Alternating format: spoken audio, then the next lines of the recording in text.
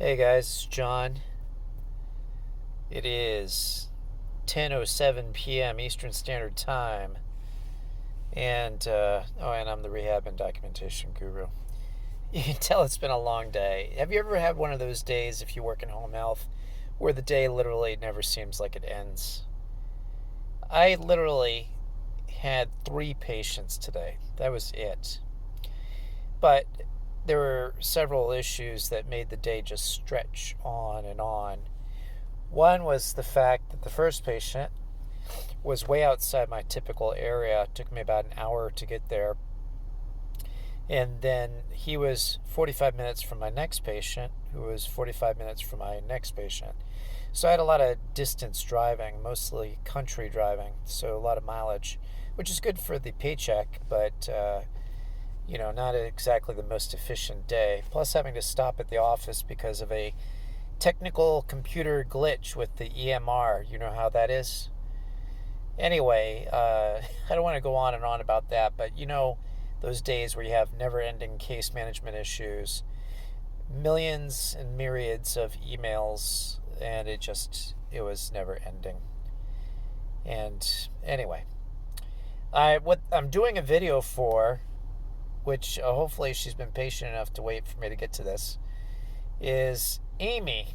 Amy sent me an email because she attended my therapeutic exercise course with Allied Health Education last week. And the course, she said, was good. I appreciate that, Amy. She was saying she wondered if I could give some examples or samples of how to write goals based on your suggestions. I just have a hard time writing functional goals, especially sophisticated sounding goals. So, first of all, I pointed out in my course that when you get a denial letter from Medicare, one of the things they typically deny on is saying that your care was not skilled.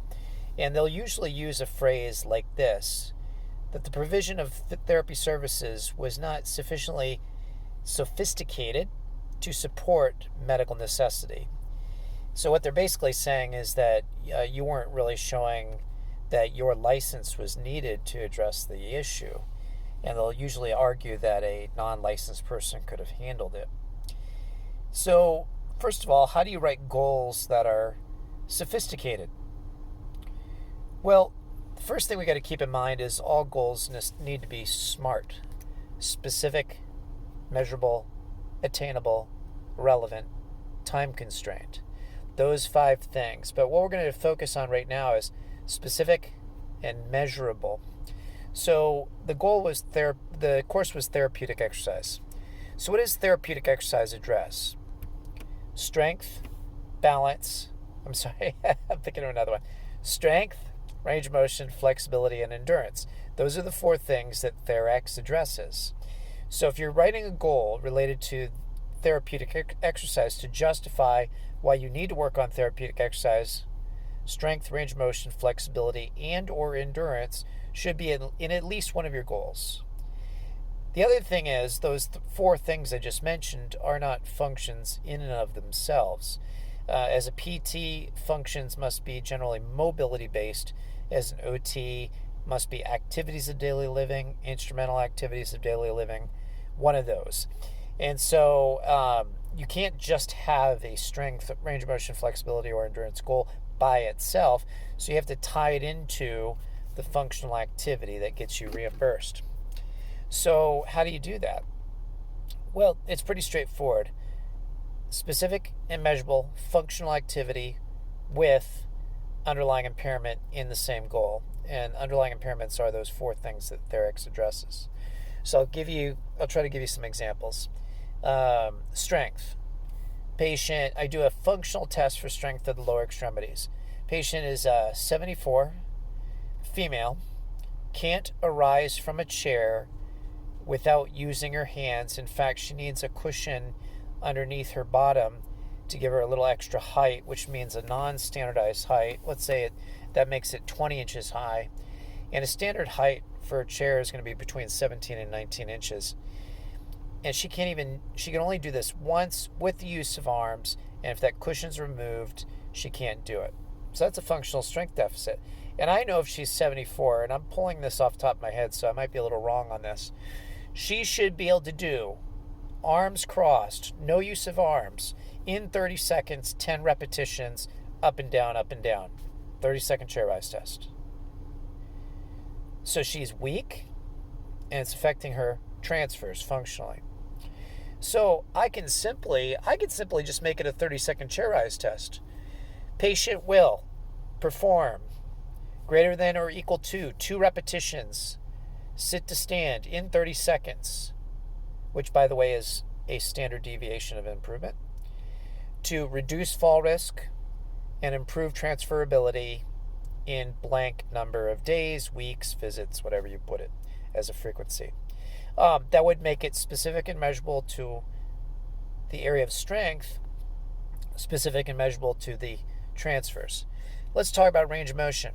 You have a patient, OT, shoulder active range of motion is limited to 60 degrees, let's say, and abduction about the same. So they're really weak, but we'll call it just active range of motion. And because of that, they can't groom. I need some grooming right now. I haven't been to get my hair cut in a while because of COVID. Anyway, so they need to be able to groom. So what would our functional goal be? Patient will perform independent grooming with the right arm due to improvement of shoulder range to, let's say, 100 degrees scaption. We'll just combine flexion and abduction together. And that would be specific and measurable. It would tie in range of motion, which is a therapeutic exercise activity, with a function, grooming. And that would make that goal sophisticated. What about flexibility? Flexibility is really a composite of range of motion of multiple joints. So I'm not going to address that specifically. What about endurance? You've heard me say endurance by itself means nothing unless you couch it in heart rate, rate of perceived exertion, respiratory rate, blood pressure response, pulse oximetry. It means nothing. And then you have to have an understanding of what those numbers mean. So let's say you have a patient that does a functional activity and they are not safe to perform it independently because every time they go to do it, their heart rate goes beyond 80% of their predicted max. And let's add another twist to that. They go from a regular rate to an irregularity, which means an irregular rate with a inconsistent rhythm to the inconsistent rate. So that's a dangerous arrhythmia. So my goal for that patient would be, in this case, patient will independently perform X activity functionally while maintaining heart rate less than or equal to 80% predicted max with regular rate and rhythm. That's it. So that would make it a sophisticated goal because you're saying that at eval or assessment, patient's rate rhythm is not, safe, it's not good, can't do this activity. My goal is to get them to do the activity with an appropriate rate and rhythm. And that would be it. So you meld the intervention, THEREX. What does THEREX mean? It means working on strength, range of motion, flexibility, and endurance with the functional task. Put them together in a SMART format goal, and you have a good, sophisticated goal. Anyway, Amy, I hope that helps. And with that, I will be wrapping up and hopefully going to bed and not ticking off my family as I walk in the door late at night. Take care, and God bless.